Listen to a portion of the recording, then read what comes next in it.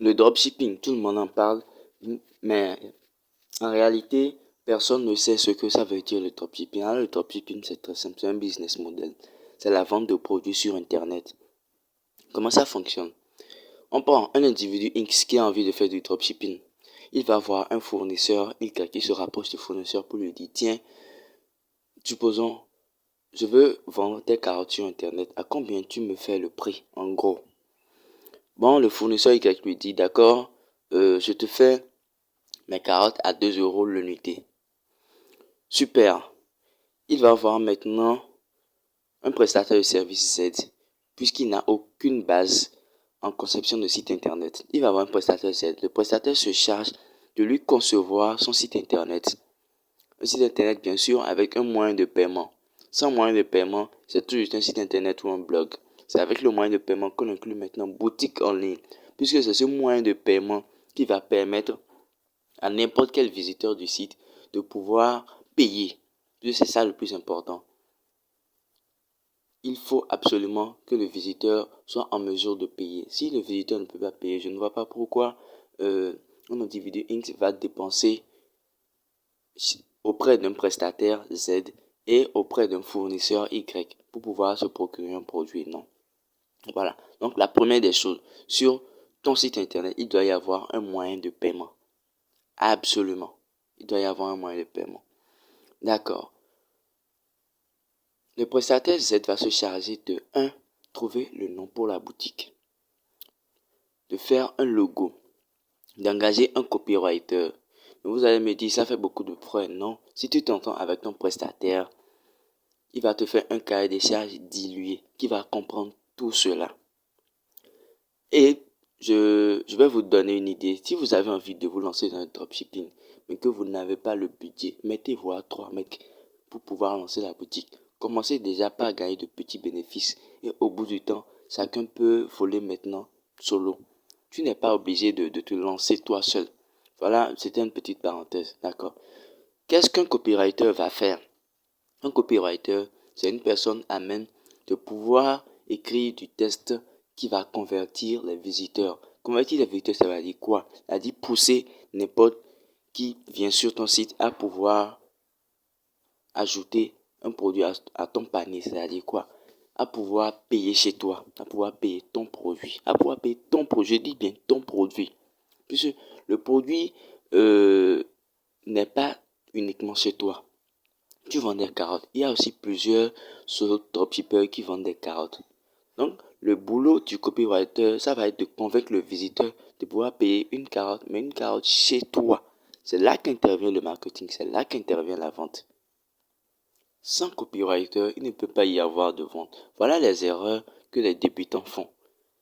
Ils regardent tout juste une vidéo sur YouTube où ils montrent une boutique, mais vraiment pas professionnelle. Voilà le rôle du designer, c'est de rendre ta boutique vraiment professionnelle, pas un design élégant. Pas un design élégant. Puisque notre génération est une génération qui est attirée par des trucs beaux. Si ta boutique est vilaine, tu auras peut-être des visiteurs. Pourquoi je dis peut-être? Parce que si ta boutique est vilaine, ça voudra dire que tu as engagé une agence qui est quasiment nulle, une agence qui ne connaît pas son boulot. Ce qui veut dire que ton test publicitaire, le test qui sera publié sur les réseaux sociaux et qui va servir de fenêtre de vente, qui va servir de source de trafic, sera bâclé. Donc si ta boutique est vilaine, tu auras peut-être des visites et tu n'auras aucun achat. Donc, il faut veiller à ce que le prestataire de service soit quelqu'un qui connaisse ce métier, soit quelqu'un qui a du goût et qui peut déjà en un clin d'œil te fournir un contenu vraiment beau. Donc, il y a cette astuce-là à prendre en compte. D'accord, tu viens d'engager un prestataire qui t'a fait une boutique. Tu viens de lancer une promotion Facebook. Supposons que tu as mis 30 euros dans cette promotion. Tu as en moyenne 1500 visiteurs sur ton site. Le copywriter est tellement bon qu'il te réussit à convertir 10% de ces visiteurs, c'est-à-dire 150 personnes. Tu as pris le produit à 2 euros chez le prestataire Y. Alors tu le mets sur ton site à 10 euros. Tranquille. Avec 150 achats, tu as là 1500 euros. Puis on a dit 150 personnes qui payent ton produit à 10 euros. 150 fois 10, ça fait 1500 euros. D'accord. Avec 1500 euros, tu enlèves les 300 euros du prestataire. 2 fois 150, ça fait 300. Tu enlèves les 300 euros du prestataire. Tu enlèves les 30 euros de la publicité. Ça fait 330 euros de 1500. D'abord, ça fait 1200. Et puis, ça fait 1170. D'accord. Donc, ça fait 1170. Tu enlèves maintenant les frais de livraison. Voilà ce qu'il y a à prendre en compte, surtout en dropshipping. La livraison. Il faut s'assurer que le client ait le produit qu'il a commandé. Je m'explique.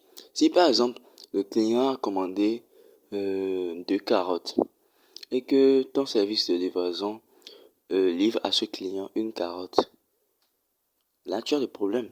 Le client a été livré certes, mais il n'a pas pris la totalité de son produit. Il viendra reposter un commentaire négatif sur ta page Facebook ou sur ton site internet. Voilà, donc il faut absolument que tu t'entendes avec ton service de livraison. Absolument que tu t'entendes avec ton service de livraison qui livre le paquet convenu au client. Donc, on estime les frais de livraison à, disons, 500 euros.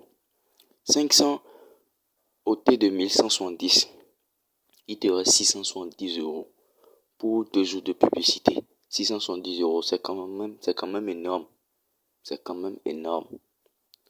Alors, donc, pour ça, il faudrait, de 1, que tu engages un prestataire de service ou que tu te renseignes vraiment auprès de quelqu'un qui maîtrise le dropshipping. Si tu ne te renseignes pas auprès de quelqu'un qui maîtrise le dropshipping, tu auras beau investir, mais tu n'auras pas de résultats. Ou soit vous aurez beau investir, mais vous n'aurez pas de résultats. Donc, première des choses, il faut vraiment se renseigner avant de se lancer. Seconde chose, le dropshipping est un business qui fonctionne toujours. N'oubliez jamais ça. Le dropshipping est un business qui fonctionne. Il y aura des gens qui vont dire le dropshipping c'est mort, c'est les influenceurs qui gagnent. Non, le dropshipping n'est pas mort.